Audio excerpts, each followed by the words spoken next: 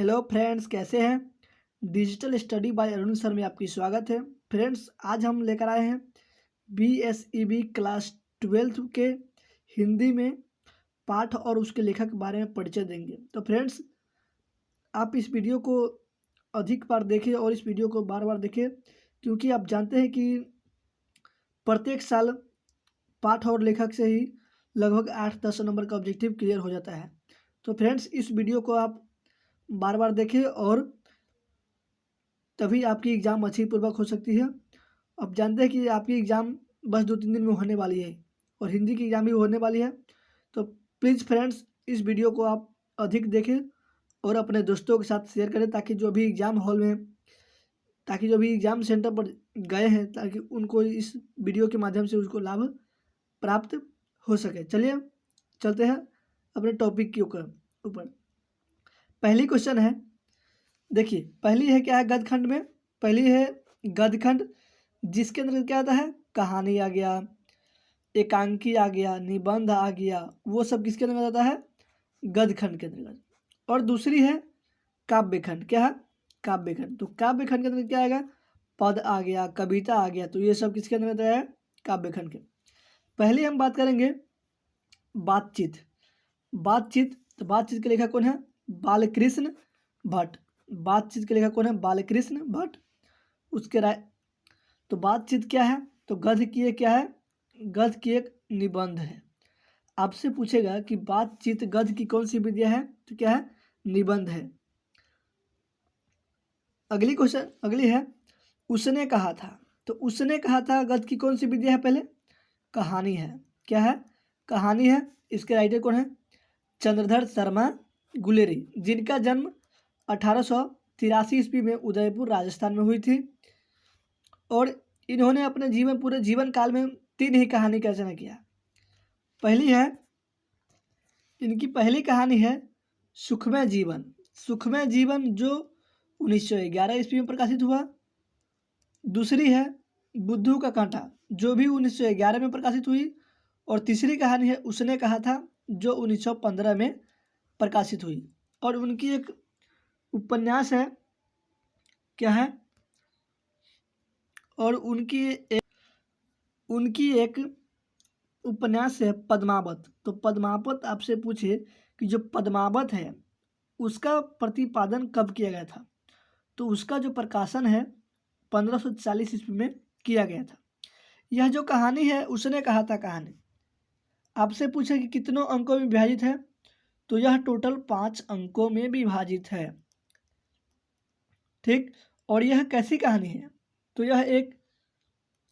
यह कहानी प्रेमचंद पूर्व हिंदी की उत्कृष्ट कहानी है। कैसी है, प्रेमचंद पूर्व हिंदी की उत्कृष्ट कहानी मानी जाती है।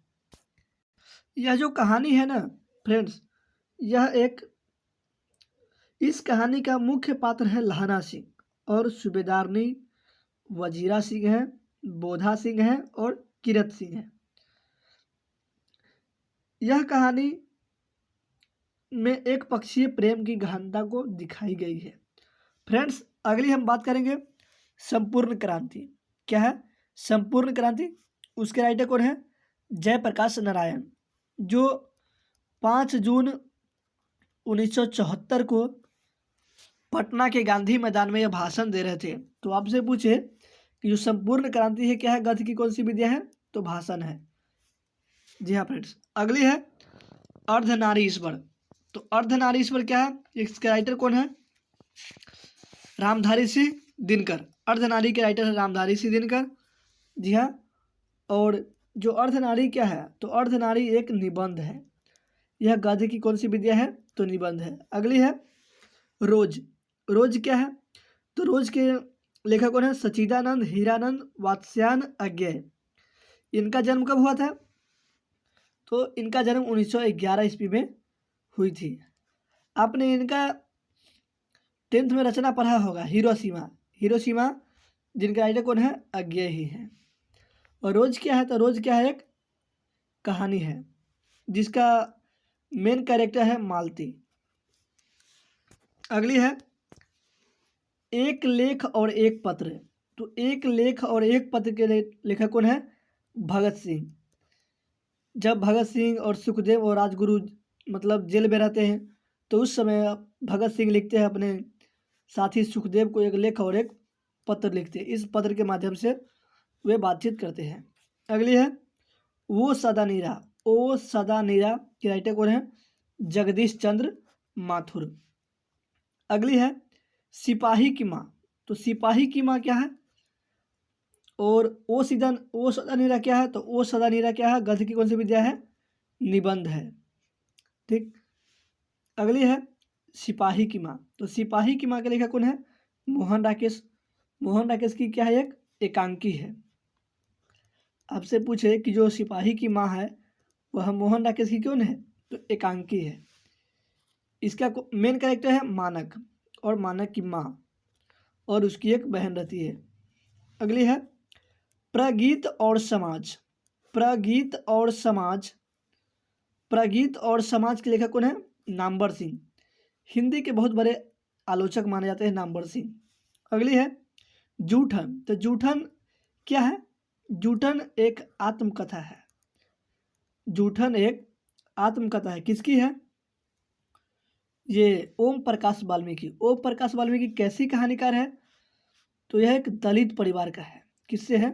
दलित परिवार से रिलेटेड ये राइटर है ओम प्रकाश वाल्मीकि।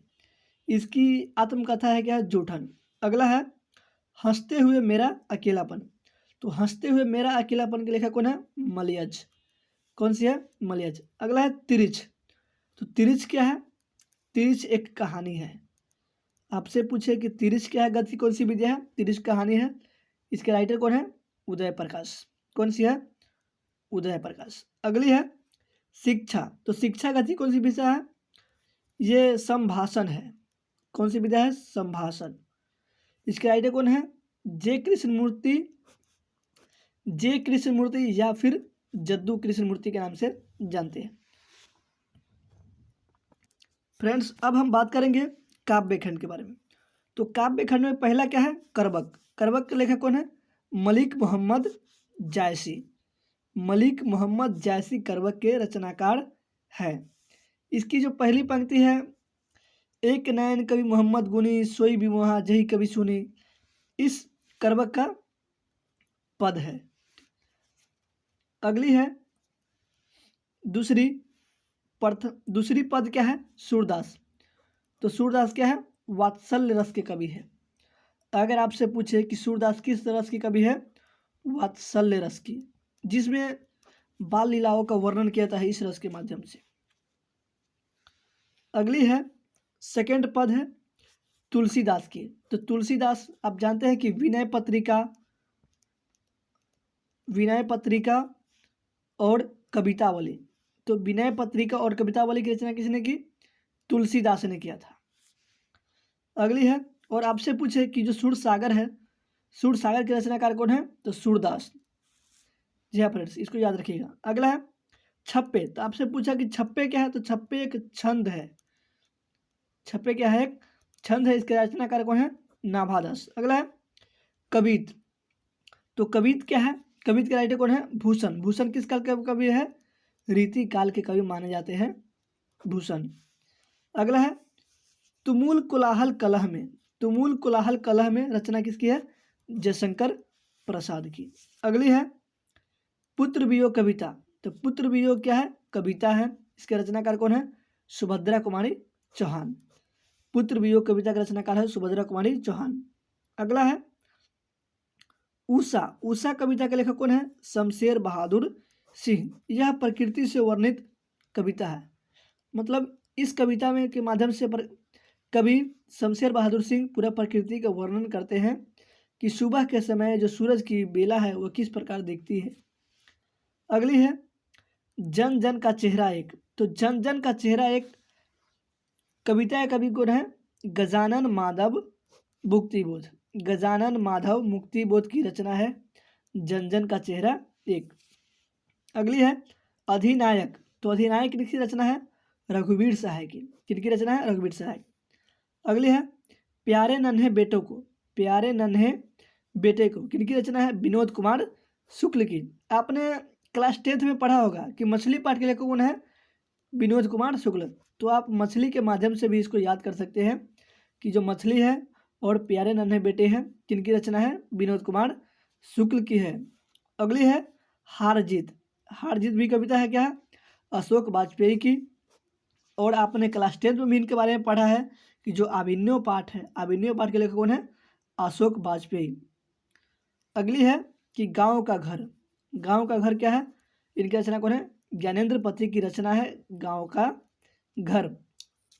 और थोड़ा इसके बारे में बताते हैं, प्रतिपूर्ति। ये तो पूछा वैसे नहीं जाता है, लेकिन फिर बताते हैं। पहला है कि रस्सी का टुकड़ा। रस्सी का टुकड़ा कौन है? गाइडी मोपासा। लेकिन अगर इस बार अगर 100 ऑब्जेक्टिव कर दिया हो तो हो सके कहीं पूछ दे, इसलिए आप इसे छोड़कर मत चलिएगा, प्लीज़ इसे भी लेकर चलिए। अगली है क्लर्क की मौत। क्लर्क की मौत का रचना कौन है? रचनाकार अंतोन चेखव क्लर्क की मौत की रचनाकार है। और आखिरी है पेशगी। तो पेशगी का भी कौन है? हेनरी लोपोज। कौन है? हेनरी लोपोज।